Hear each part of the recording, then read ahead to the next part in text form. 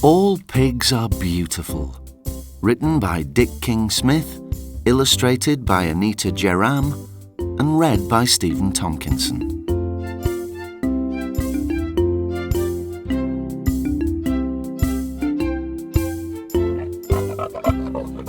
I love pigs.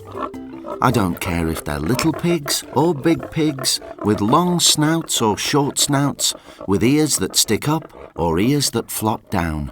I don't mind if they're black or white or ginger or spotty. I just love pigs. If you really twisted my arm and said, "You must have a favourite sort of pig, what is it?" then I might have to say, a white, black-spotted, middling-snouted, flop-eared pig that comes from Gloucestershire. Though of all the pigs I ever owned, my one particular favourite was a boar called Monty, who was a large white. Monty never looked very white because he lived out in a wood where there was a pond in which he liked to wallow. But he looked very large. And he was. I bought him as a youngster, but when he was full grown, he weighed 600 pounds. Monty was so gentle. When I went out to feed him and his 10 wives, he would come galloping through the trees to my call. A really monstrous and frightening sight to anyone who didn't know what a soppy old thing he was.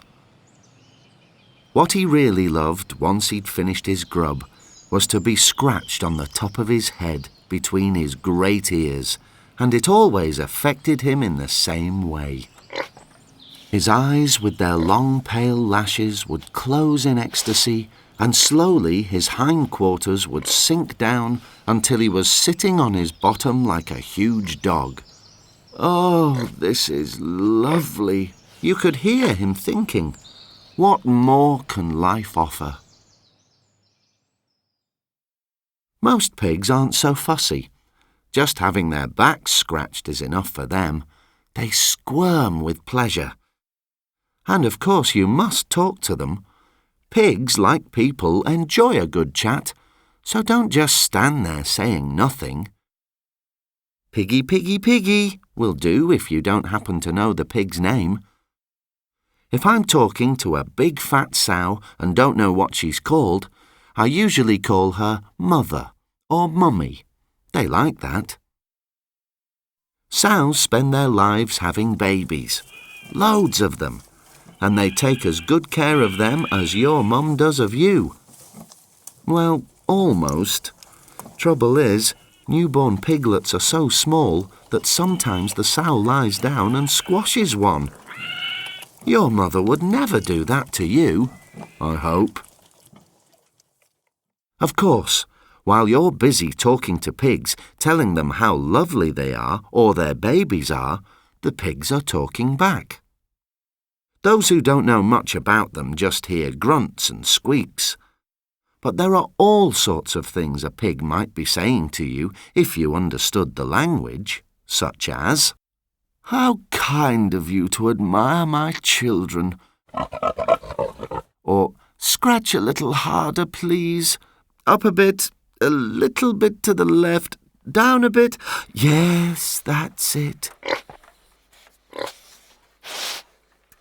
Or, "Well, yes, actually, you're not the first person to call me beautiful." Or, "This food is really excellent. Yum, yum, thanks a bunch." But of course, pigs, like people, aren't always sunny and good-tempered, and you might hear, "Hurry up, you stupid two-legged creature. I'm starving hungry and you're late." Or, "Don't you dare pick up one of my babies or I'll bite you."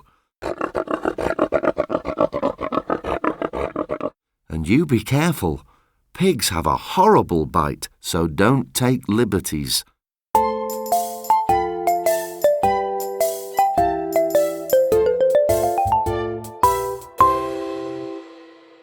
Pigs know their own minds, like people, which makes them difficult to drive. A pig's insides are pretty well exactly the same as ours, too. Heart and lungs and liver and kidneys and stomach, they're all in the same places as ours are. And pigs, like people, can eat meat or vegetables or both. Like people, or at any rate people once they've been potty trained, pigs are very clean in their habits and will never foul their own nests. Have you noticed how often I've said that pigs are like people? That's one of the reasons I like them so much. There's one big difference, though. People can be good-looking or just ordinary-looking or plain ugly. But all pigs are beautiful.